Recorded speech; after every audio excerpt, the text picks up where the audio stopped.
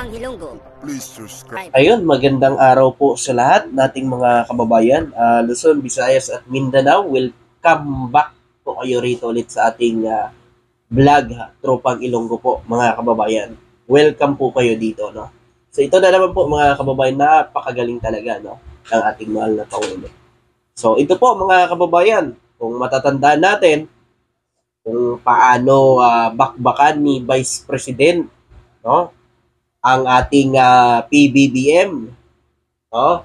Kung ano-ano ang pinagbabatong mga masasamang salita o yung pamilya Duterte. Sinabi pa ni Baste Duterte, mga kababayan, na gumawa daw si Pangulong BBM na magandang gawa para purihin siya ng mga Pilipino, mga kababayan.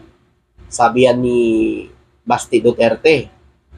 Ang Vice President naman, sabi yan naman, huwag daw ko yung maniniwala na magbago ang Pilipinas. At saka, wala daw alam si PBBM magpatakbo dito sa bansa natin, mga kababayan. Hindi daw alam ni PBBM patakbuhin ang Pilipinas. Pero sa gitna ng banat nila kay PBBM, mga kababayan, makikita natin na talagang ang PBBM natin, imbis na sagutin ang mga banat nila, bagkus sinusuklian ni PBBM ng trabaho, no? Pinapakitaan niya ng kanyang trabaho. Makikita naman natin kung saan-saan napupunta si PBBM. Sila, panay pa press con, panay salita sa social media. Para ano? Mga kababayan, para ano yung pagsasalita nila sa social media? Para makakuha ng simpatiya sa taong bayan? Kaya sa mga kababayan natin, huwag ho nating tingnan ang kanilang mga pananalita. Alamin din natin kung ano ba ang nagagawa ng gobyerno ngayon ni PBBM. Huwag lang tayo maniniwala doon kung sinabi nila, tingnan nyo rin po ang kaniyang ginagawa para sa bansa. Kasi ang BP natin, makikita natin ngayon na panay pa press con, ano? Wala ka na lang naitulong sa bansa, sinisiraan mo pa ang gobyerno na nasa gobyerno ka rin. Ang ano na sana na dyan mga kababayan, sana ay tinutulungan niya, no, si PBBM magtrabaho, hindi na panay pa press con, panay pa awal pics sa social media, kung ano-ano ang sinasabi. Ang punot dulo naman yan ay ang confidential fund na hindi niya may papaliwanag. Yun naman yan Pero niliwanag naman po ng Kongreso, ng Quadcom, na outside si PBBM, hindi parte si PBBM ng pag-iimbestiga tungkol ho dyan sa confidential fund na yan. Hindi o si PBBM, mga kababayan. Kasi kung tutusin, kung wala naman po talaga, bakit hindi maipapaliwanag ito ng maayos? Tulad na yan, Mary Grace Piatos, walang pangalan. Sa PSA, wala ding namatay. Wala ding kinasal na Mary Grace Piatos. So, doon pa lang ho, magtataka na kayo.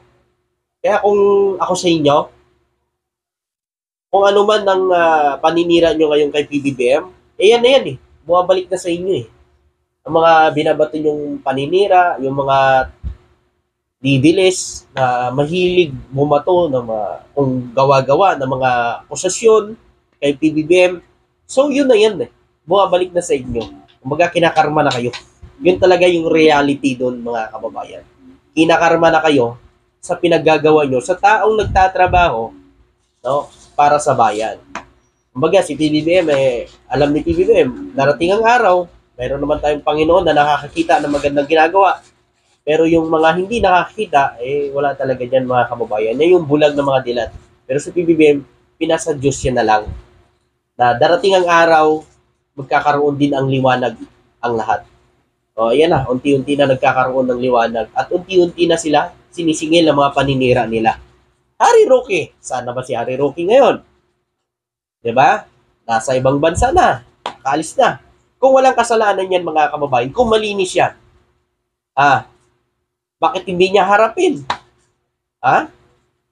Mga kababayan, kung malinis talaga siya, kung wala siyang kasalanan, ha? Harapin niya ang akusasyon sa kanya, paliwanag niya, yun lang yan eh.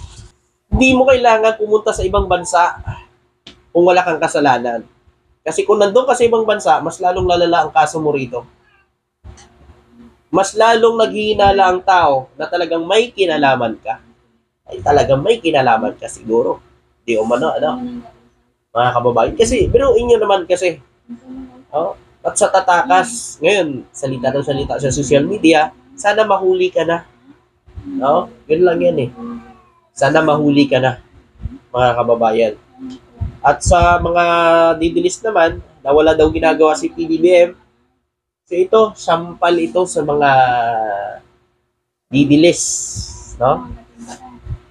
Sampal to sa inyo. Ayan, oh. Si PBBM, nagtatrabaho, wala na sa kanya yung politika. Ang gusto niya na lang, maglingkod sa bayan, pagsilbihan ang mga Pilipino. Yun naman kasi ang sinumpaan tungkulin ng mga nasa gobyerno. Hindi ho sila niloklok dyan para lang ho suportahan ang isang tao, kundi para sa mga Pilipino. Mayaman ka man, mahirap ka man, wala ka dapat kakampihan dyan. Ang importante dyan, nandiyan ka nagtatrabaho sa gobyerno para pantay-pantay ang tingin mo sa mga Pilipino. Hindi na merong inabuso ang kapwa mo Pilipino. Porque mayaman siya. Diba? Doon ang simpatya nyo. Pero yung mga kababayan natin na mahirap na inargabyado, hindi yung man lang sila binigyan ng halaga o binigyan ng boses, no, para makapagsalita at para naman mapakinggan ang kanilang mga hinaing, lalo-lalo na sa mga nangyari sa kanila, 'di ba? Pero ito po mga kababayan, isa lang ang masasabi ko dito. Dito ako believe sa ating PBBM. Ito sampal to sa mga Duterte, di ba? Wala daw ginagawa si PBBM. Puro ayuda. Tsaka sabi daw nila, gumawa daw si PBBM yung talagang pupuriin siya ng tao rin. Itong pamibigay ng titulo ng lupa, mga kababayan, hindi ba ito napakalaking tulong? Talo nito ang pagtatayo ng mga gusali o anumang mga bagay dito sa ating Pilipinas, kung anumang mga proyekto. Mas mahigit ito. Kasi alam nyo kung bakit? Ang tulay, napapalitan yan, nasisira yan. Kalsada, nasisira yan. Pero ito ang titulo ng lupa na ibinigay niya, binayaran ang utang ng mga magsasaka. Habang buhay po yan. At susunod na mga henerasyon pa ang magmamana ng mga titulo ng mga lupa na yan, ay madadala nila sa kanilang mga puso't isipan na dahil kay PBBM, nagkaroon sila ng titulo ng lupa na wala nang binayaran dahil binayaran na ng gobyerno ni PBBM. Tama, di ba? Ganong kalaking tulong at kahalaga ang pagbibigay ng titulo ng lupa ni PBBM sa mga magsasaka. Kaya huwag yung ismulin ang pagbibigay ng titulo. Dahil kung hindi sa mga magsasaka, sa tingin nyo, may kinakain kayo, mga didilis? May kinakain ba kayo kung hindi dahil sa mga magsasaka? Tingnan nyo naman kung gaano kasaya ang mga kababayan natin sa Davao sa kanilang natanggap na titulo ng lupa. Di ba? Hindi ba kayo masaya diyan? Oh, di doon na lang sana maging masaya tayo kasi siyempre alam niyo mga kababayan, dapat maging masaya tayo kasi alam niyo kung bakit.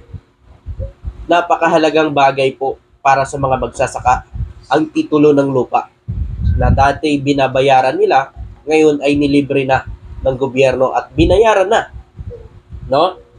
Ang halos kanilang mga utang. Doon sa Davao, halos 1 bilyong utang ng mga magsasaka sa Central Mindanao, binura na ni Pangulong Ferdinand Marcos Jr. So meron akong nakikita sa post po ng mga RTBM na ganito po mga kababayan, na pagbibigay ng titulo ng lupa. Meron pa rin ako mga kababayan natin na nakikitang pinagtatawanan si PBBM sa pagbigay niya ng mga titulo ng lupa. Bakit? Ano ho ba yung nakakatawa doon sa pagbibigay niya ng mga titulo ng lupa, mga kababayan? Kasi wala ho akong nakikitang katawa doon dahil napakalaking tulong sa mga magsasaka yung ginawa ni PBBM. Kaya wala akong nakikita nakatawa-tawa doon sa mga ginawa niya. Ewan ko na lang talaga sa mga didilis, bakit sila natatawa mga kababayan? Hindi ba sila masaya sa nangyayari sa mga kababayan natin na nalibre na ang kanilang titulo ng lupa, wala na sila babayaran? Hindi ba sila masaya doon? O naiinggit sila kasi ang gusto nila, ang mamigay ay ang kanilang puon. Nga lang kasi ang puon nila, hindi nila nagawa dati yan. 'Di ba? Hindi nila naisip dati yan. Si PBBM lang ang nakagawa niyan kasi siyempre minanan niya sa kanyang mga magulang. Ganyan ang ginawa ni Apo Lakay noon, ang pagbibigay ng mga titulo ng lupa. Ganyan yung ginawa niya at pinagpatuloy ni PBBM dahil hindi natapos ng panahon ni Apo Lakay, ipinagpatuloy ngayon ni PBBM mga kababayan ang ginawa ng kanyang ama. 'Di ba? Pero inyo bilyon-bilyong utang, no? Ang talagang binayaran na ni PBBM. Pero inyo yan, nagawa ba yan ng mga past administrasyon? Hindi nila nagawa yan dahil si PBBM lang ang nakagawa niyan mga kababayan. Siya lang ang nakaisip niya. Kaya please lang no sa mga kababayan natin na nagko-komento ng mga ano-ano pa kay PBBM na sana suportahan niyo po ang mga ganitong gawain ng gobyerno kasi ito'y para naman sa mga magsasaka natin na sila talaga no ang kailangan na tulungan ng gobyerno sa panahon ngayon mga kababayan. Tama? Sa panahon ngayon kailangan talagang suportahan ng gobyerno ang ating mga magsasaka. So, di ba kayo nasisayan doon sa bawat salita ng mga magsasaka? Naiiyak sila. Ilang dekada nilang inantay, ilang dekada nilang binayaran, pero simula lang na maupo si PBBM, nawala lahat kanilang mga utang na bura. 'Di ba? So ito pala po mga kababayan. Ito, pinost ko kasi ito sa community ko. Trending mga kababayan.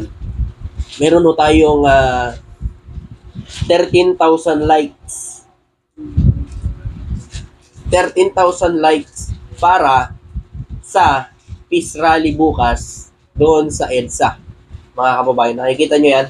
And sa baba, yung like. So, umabot tayo ng 13,000 likes, mga kababayan. So, salamat po sa mga kababayan natin, yung mga nasa abroad, yung mga malalayo na nakiisa.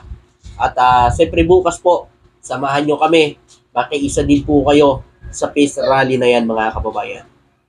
So, congratulations sa mga kababayan natin na nakiisa, no, tungo sa kapayapaan. Maraming salamat at magandang araw po.